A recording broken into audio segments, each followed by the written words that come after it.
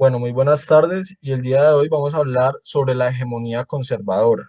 Nuestro grupo está conformado por Santiago Barahona, Luisa Erazo, Natalia López y Nicole López. Estos van a ser algunos de los temas de los que vamos a hablar en nuestra exposición para hacer más entendible la hegemonía conservadora a finales del siglo XIX, como lo es los cultivos colombianos y su impacto en la economía nacional, el proteccionismo económico, las diferencias de clases sociales y costumbres, producciones literarias y cómo influyeron en la narración, análisis de la realidad nacional y los principales autores de este periodo.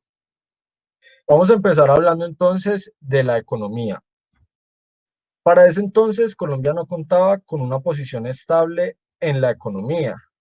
La clase dominante de esta época eran terratenientes y comerciantes vinculados al comercio exterior, quienes militaban tanto para el Partido Conservador como para el liberal. El país estaba muy pobre, tanto así que los ricos no podían compararse con los ricos de países como Venezuela, Argentina o México. Y aunque si bien tuvimos una época de abundancia en la Gran Colombia, todo esto se fue perdiendo gracias a guerras civiles, conflictos religiosos e intentos reformistas. El radicalismo liberal estaba haciendo lo posible para acabar con los latifundios eclesiásticos, abolir monopolios y demás herencias feudales que nos había dejado la época colonial.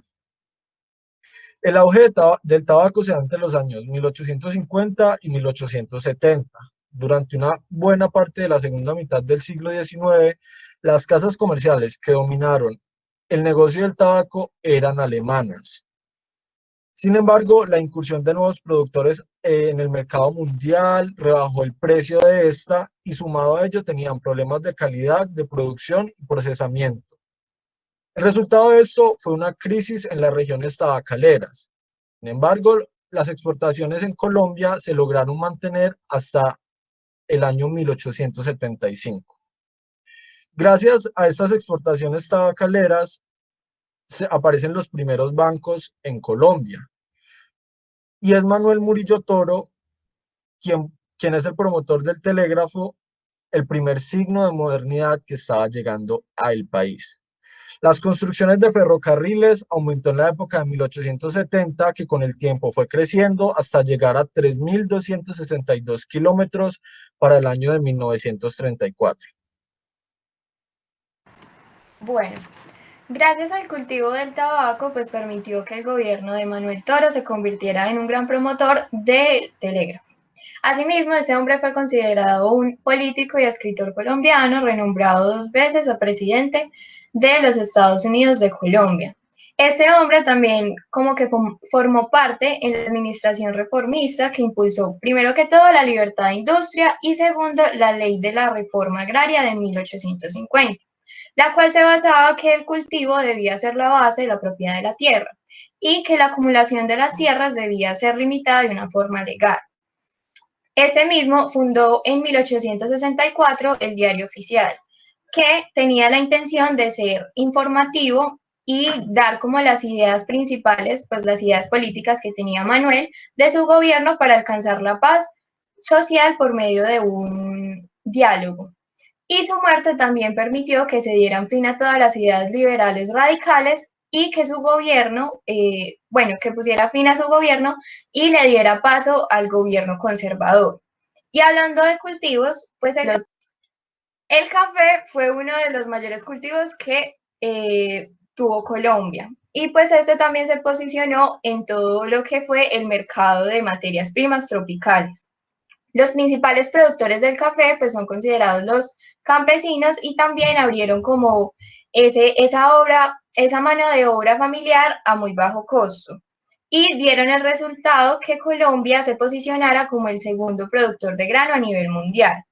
Asimismo, pues esta exportación de café permitió que se abrieran como grandes industrias en las cuales se destacan las industrias textiles, de bebidas, comida, energía eléctrica, exportación de banano y entre otras. Pues gracias al café, Colombia como que tuvo la mayor oportunidad de comercialización. Y también lo que son las medidas proteccionistas, que fue gracias a Rafael Núñez, Caro y Reyes, donde establecieron todas estas medidas de tarifas, subsidios, cuotas y medidas también para la agricultura de exportación y otras creaciones de industria.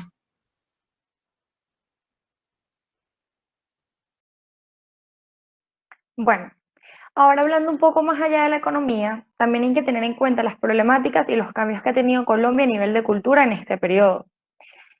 Por ello tenemos el problema de la pobreza.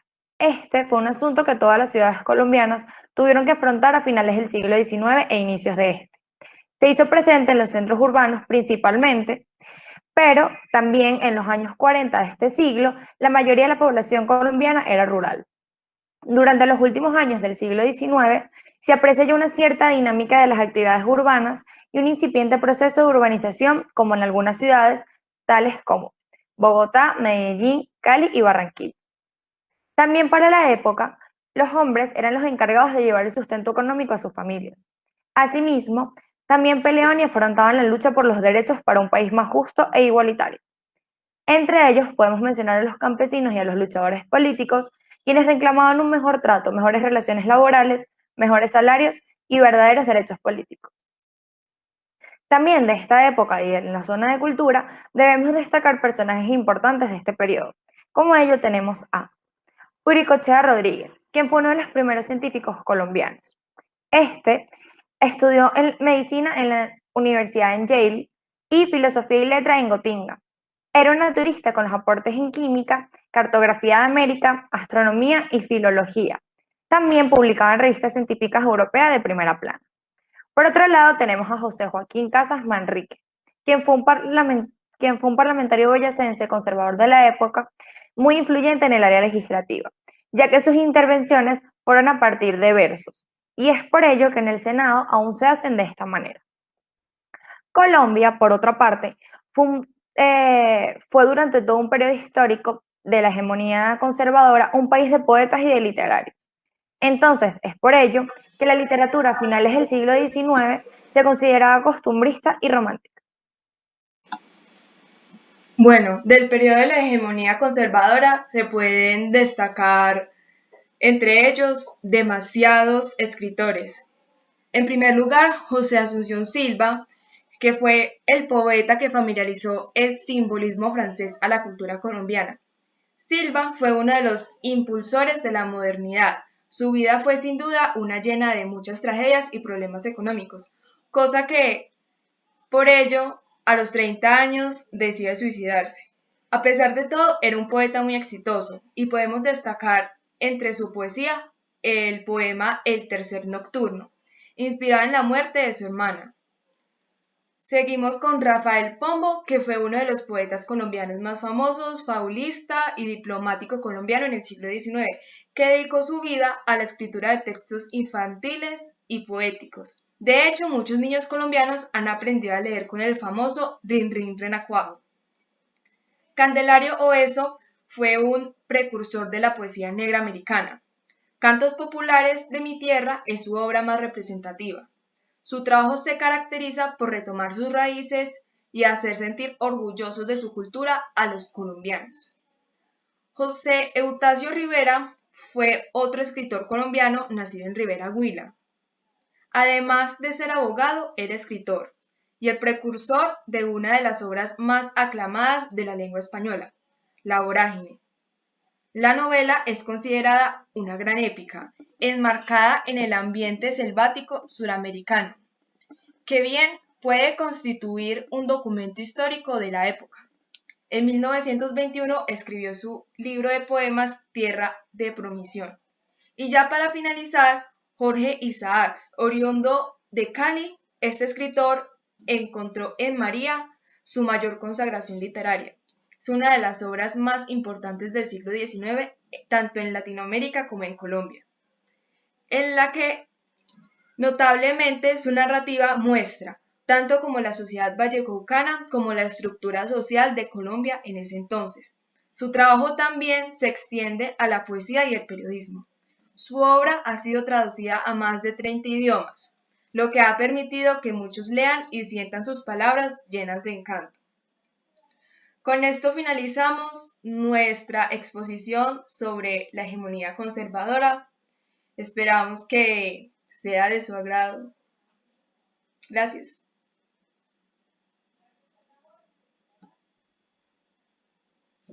¿Paraste la grabación ya?